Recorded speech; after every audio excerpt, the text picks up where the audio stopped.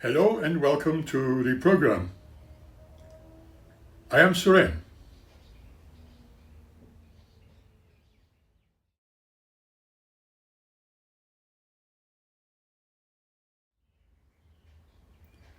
I would like to talk about consciousness again. Can consciousness exist without a physical body? The question of whether the consciousness can exist without a body is a very complicated issue, and there is no definitive nor any perfect answer. Although the neuroscience suggests consciousness is a product of the brain, some theories and the evidence propose that consciousness might exist independently, potentially even after death, as it is before birth. Let's then consider some perspectives of consciousness.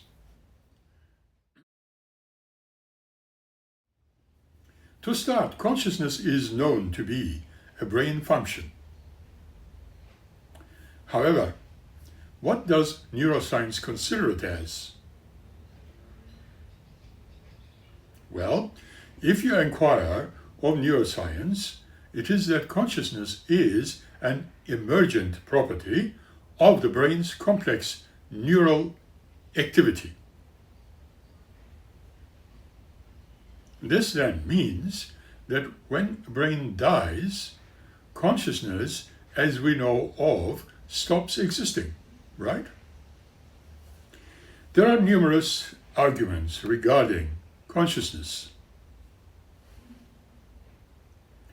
These viewpoints are supported by the fact that brain damage, for instance, like anesthesia and various neurological conditions, can directly affect consciousness. Can we have an example? All right. As you know, if someone experiences a traumatic brain injury, it can severely impact their cognitive abilities and awareness. We can discover this through these sporting events. There is now argument or two whereby consciousness is considered as an independent entity or independent being. We need to keep in mind the spiritual and philosophical perspectives also. Some traditions are positive about consciousness being an independent entity, potentially separate from the physical body and the brain. Is there an evidence thereof? Some people report near-death experiences, or as you may know, NDEs, and they feel detached from their bodies whilst observing events from an external perspective. Consider the analogies. Some even suggest that the brain might act as a filter, receiving and interpreting consciousness rather than creating it, similar to how the eyes filter the light. Let's consider an example. Some death experience research suggests that consciousness may persist after clinical death, possibly existing independently of the brain. There is yet another, the wide mind concept, extending consciousness. The wide mind concept suggests that consciousness is not confined to the brain, but can extend beyond it, interacting with the environment and other minds or people. For example, some parapsychological experiments, like remote viewing, attempting to study the possibility of consciousness existing outside the body. That takes us to the role of the body.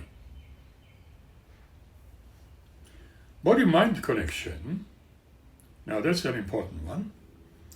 There's a strong connection between the body and consciousness. In fact, body signals do play a crucial role in shaping our sense of self and awareness. For instance, our internal body signals, like heartbeat, breathing, and muscle tension, contribute to our conscious experiences. And here's a challenge. Without a body, it becomes difficult to imagine how stable the sense of selves or consciousness could be formed. At the end, we need to conclude. While the prevailing scientific view is that consciousness is tied to brain activity, some theories and evidence thereof suggest the possibility of consciousness existing independently of the body. This debate is ongoing, and whether consciousness can exist without a body remains an open question. Our brain's consciousness is a product of our brain, and therefore forcing us for another question. Can consciousness exist outside the brain and outside the body? According to Clifford Lazarus, PhD in Psychology Today, writes that some researchers believe consciousness exists independently and outside the brain. The prevailing consensus in neuroscience is that consciousness is an emergent property of the brain and its metabolism. When the brain is dead, there can be no consciousness. Right? This is a very logical view. But according to the decades-long research of Dr. Peter Kenwick, a highly regarded neuropsychiatrist who has been studying the human brain, consciousness, and a phenomenon of near-death experiences, NDEs, for about 50 years. This view is incorrect. Despite initially being highly incredulous of NDE and related phenomena, Fenwick now believes its extensive research, or after the research, suggests that consciousness persists after death. In fact, Fenwick believes that consciousness actually exists independently and outside of the brain as an inherent property of the universe itself, like dark matter and dark energy, or even gravity. Hence, in Fenwick's view, the brain does not create or produce consciousness. Rather, it filters it. As odd as this idea might seem at first, there are some analogies that bring the concept into sharper focus. For example, the eye filters and interprets only a very small sliver of the electromagnetic spectrum, and the ear registers only a narrow range of sonic frequencies. Similarly, according to Fenwick, the brain filters and perceives only a tiny part of the cosmos's intrinsic consciousness. Indeed, I can see only the wavelength of electromagnetic energy that corresponds to visible light. But the entire EM spectrum is vast and extends from extremely low energy, long wavelength radio waves to incredibly energetic ultra-short wavelength.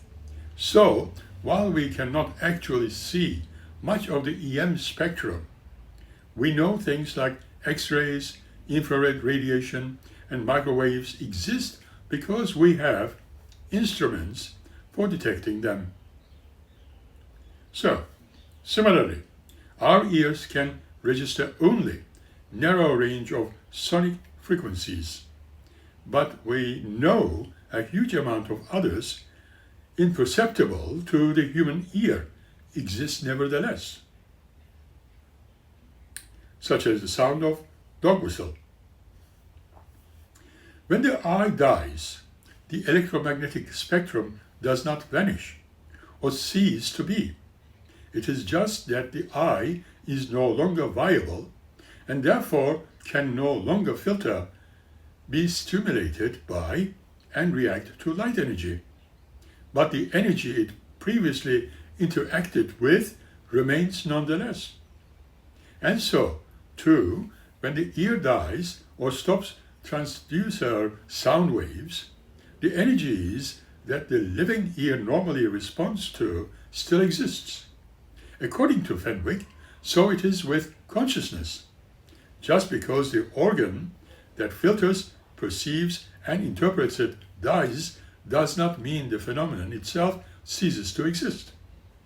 It only ceases to be in the now dead brain, but continues to exist independently of the brain as an external property of the universe itself.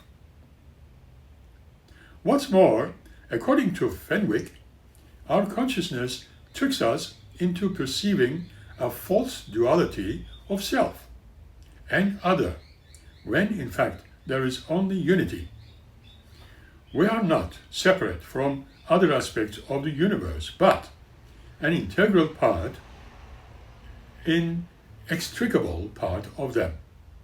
And when we die, they transcend the human experience of consciousness and its illusion of duality and merge with the universe's entire and unified property of consciousness. So, ironically, only in death can we be fully conscious.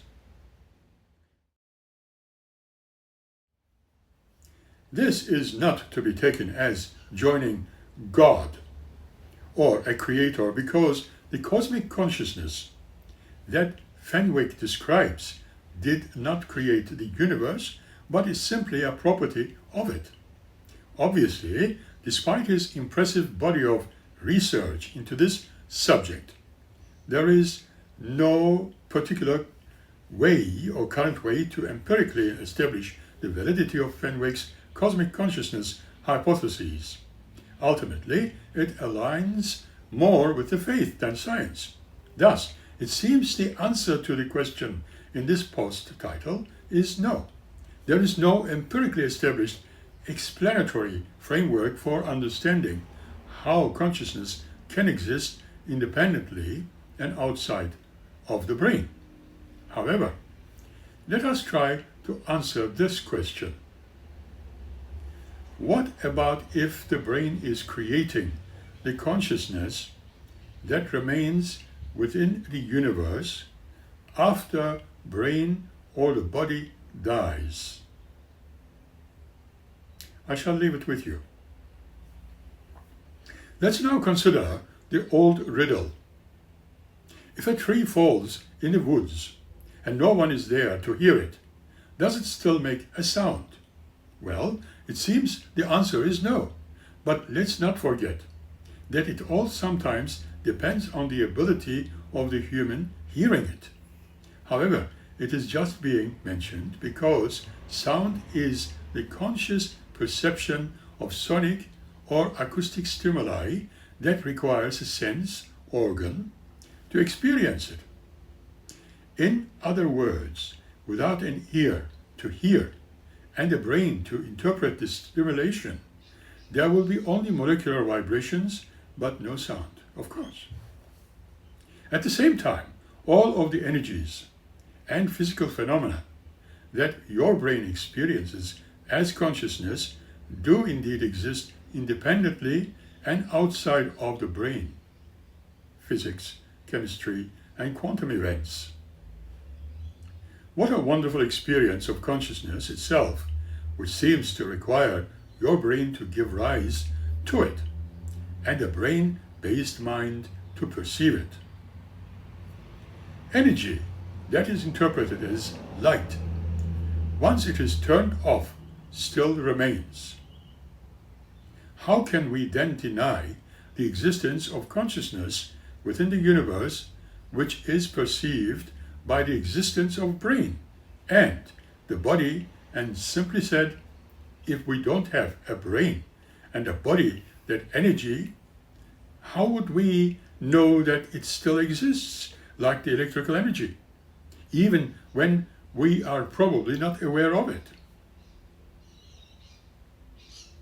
Clifford Lazarus, PhD, has copyrighted the original idea at 2019 and is for informational purposes only, as it does not substitute a qualified health professional, although the knowledge contained therein is not new. Again, we can read in Psychology Today a beautiful post written by Hamid Zand, PhD, considers the following. Without a body, can a self-consciousness truly exist? He asks. Research suggests that internal body signals are crucial for shaping our sense of self and existence. The immune system employs sophisticated mechanisms to distinguish the body's tissue from foreign ones. That's a good point to consider. Every kind of disruption of this distinction alter cognitive functions and the sense of self. Many people, including the scientists and philosophers, assume that self-consciousness originates solely in the brain. This is not merely a philosophical question. Modern biotic companies are exploring ways to extend the human life by preserving the brain and transplanting it into a new body or even a robotic host. But is the brain truly all that we are? That is a very good question. Can consciousness persist without a living body? Within a robot, perhaps? In Being You, a new sign of consciousness, Anil Seth explains that our sense of self is not separate from the body. It is something the brain creates. Now, for a long time after the argument in the 18th century, science has avoided the idea that the self is more than just a physical body. But Seth argues that the brain builds our sense of self the same way it constructs or experiences the outside world. That is, through predictions and adjustments similar to visual and auditory perceptions.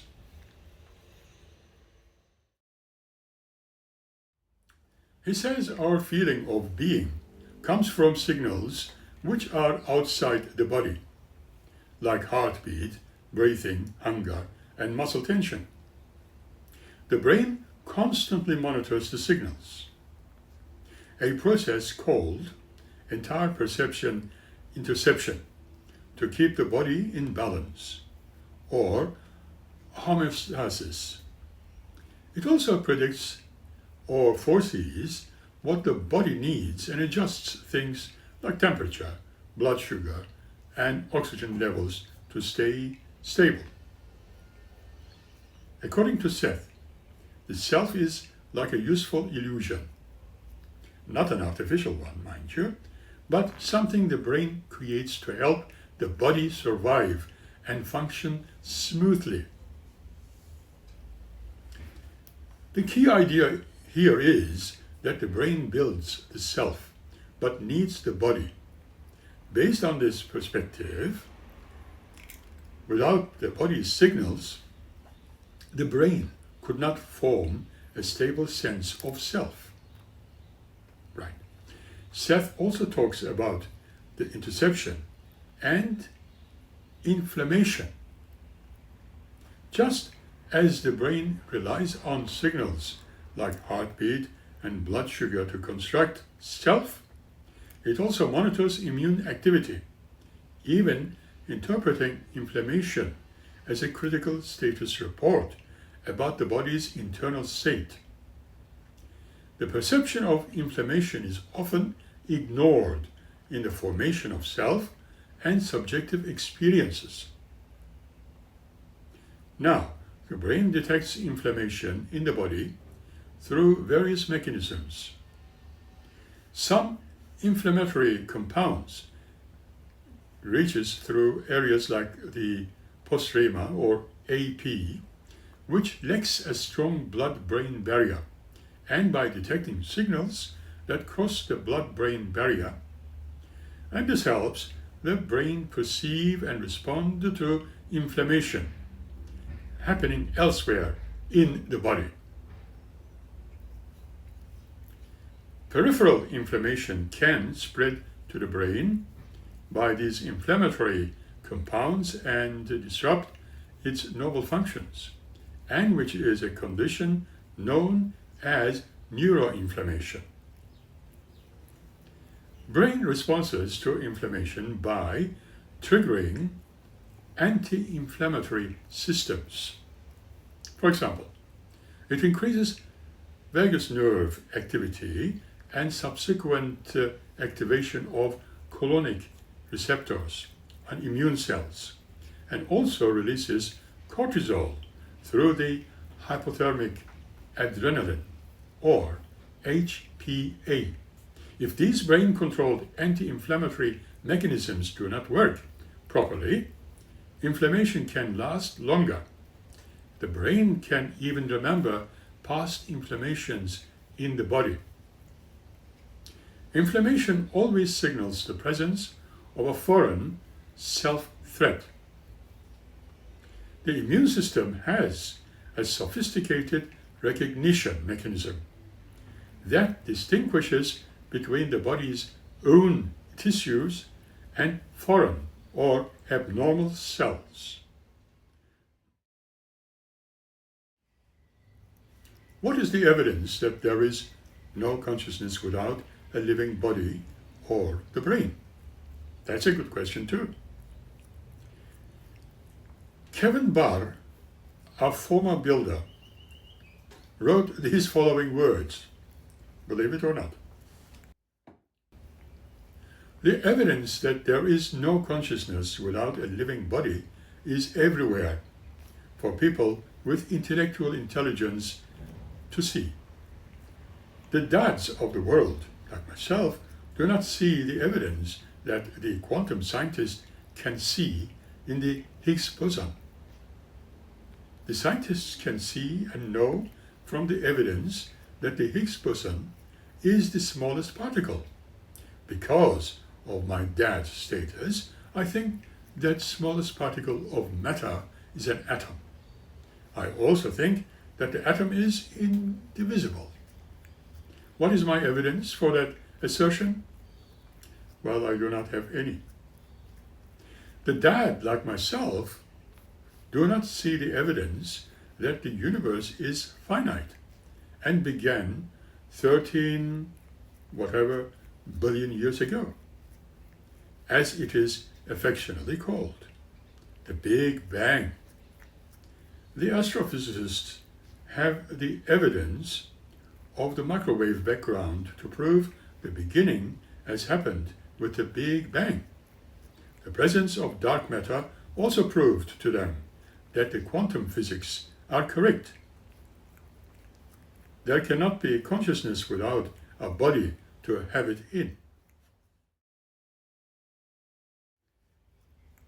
The teachers of the world are a split race of humans. They vary in their understanding of consciousness and whether the evidence supports consciousness needing a body to work in.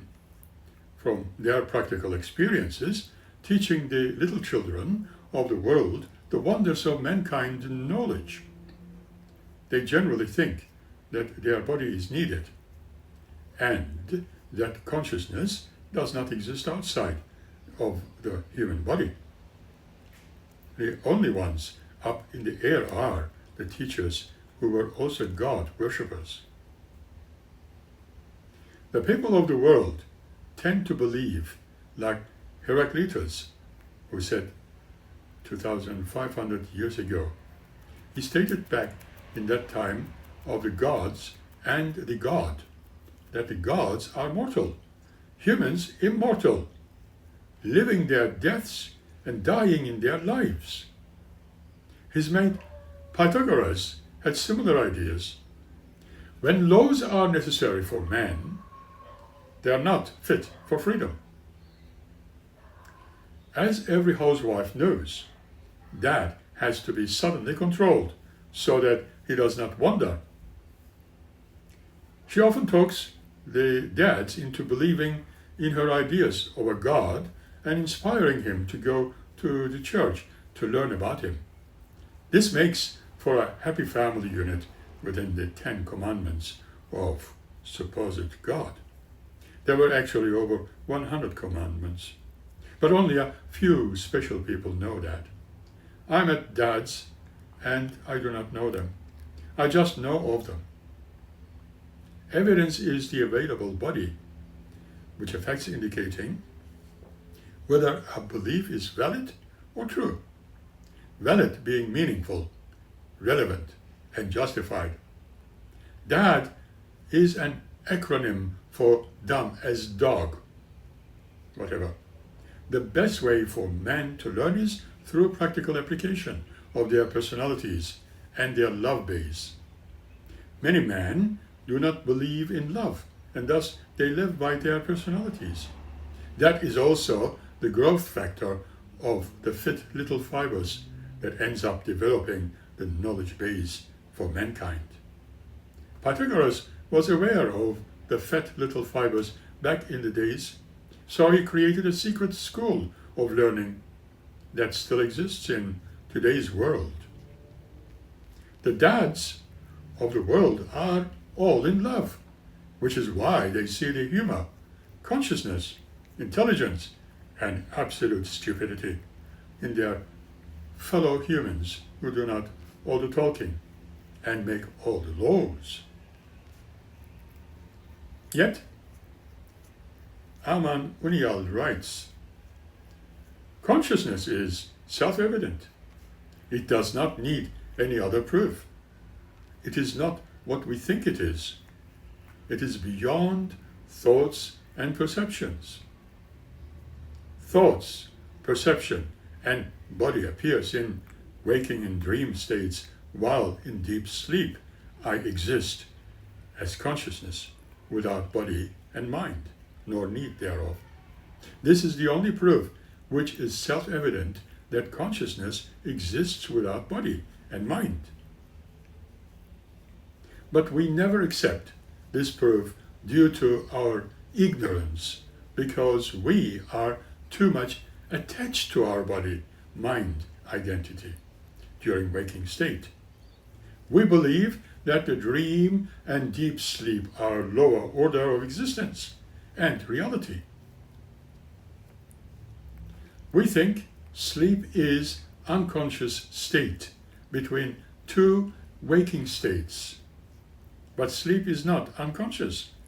It is pure consciousness, which keeps us alive without body, mind, and the world. It is the existence without time, space, and causality. Though consciousness, which should remain the same during waking, dream, and deep sleep, is the key to realize your immortal self. Advaita Vedanta talks about this sophisticated methodology called Avasta traya, into self as consciousness which is beyond body, mind, time, space, and causality. The substrate of waking, dreaming, and deep sleep. It is none other than self. And someone else writes thus: "Oh, I have had experiences that I cannot explain with materialism. Perhaps this is because materialism is not the foundation of reality, but rather idealism is. If you took the robot apart all the way down to its subatomic particles, you may find there is no stuff there at all. It is not that mind cannot exist without matter. It is that matter which cannot exist without mind." Niels Bohr said once, "Everything we call real is made of things that cannot be regarded as real. If quantum mechanics hasn't profoundly shocked you, you haven't understood it yet. But if I close my eyes, does the universe disappear? And physical ears to hear? Seeing is believing, but the question is it so? For thousands of years, the answer was an easy yes. At quantum physics and general relativity, or IMO, put all that into question. We perhaps now see the information at the base of our reality and code it into the vibrations of the quantum field, described by the quantum wave equation. Information informing consciousness how to create the forms of reality within its own space of awareness, changing frame by frame, giving rise to the feeling of time with consciousness as well. A foundational reality of information being processed with mathematics, existing as probability of what could be until we observe it, and our observation of it pins it down to only one outcome within our own consciousness. Prior to taking a measurement, the object of the measurement cannot be said to exist. Only the possibilities of that which results we might get when we take our measurement, represented by the square of the solution to the quantum wave at that given moment in time, given by the Born style. Prior to measuring the electron, though the probability of finding it in a very small area around the nucleus are extremely high, finding it across the universe or anywhere else in the universe, though unfit in infinity assembly and very small, it is not zero, because until we make the observation, it does not exist in our reality. Only the probability of where it may be found to exist exists. Until observed, it is existing only in mathematical space, as a function of the probability of what might be seen to exist once it is observed. It does predate quantum mechanics, but both quantum mechanics as well as general relativity, or IMO, pointing us away from a consciousness built from physical reality, and instead toward a physical reality built from consciousness. Yet it is in the I, in the end, perhaps something of a two-way street, as the physical reality consciousness creates, and it ends up shaping and confiding its own awareness. Consciousness, conforming awareness of self to one of the forms of it whose creation, limiting its own experience for the moment, and only the action of that form is created. Physicists have a saying that matter tells space-time how to curve. Curved space-time tells matter how to move. Consciousness tells matter how to exist and tells consciousness how to experience its own existence.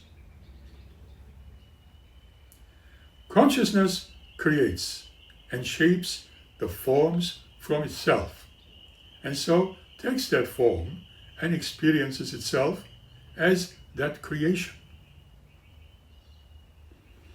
Eyes, ears, brain, reality. It is all the dance of Lord Shiva, giving rise to Maya. That is what we experience as life. Let's end this episode here for this time. Thank you for watching it with me and listening. Keep smiling, be well, be happy, and thank you.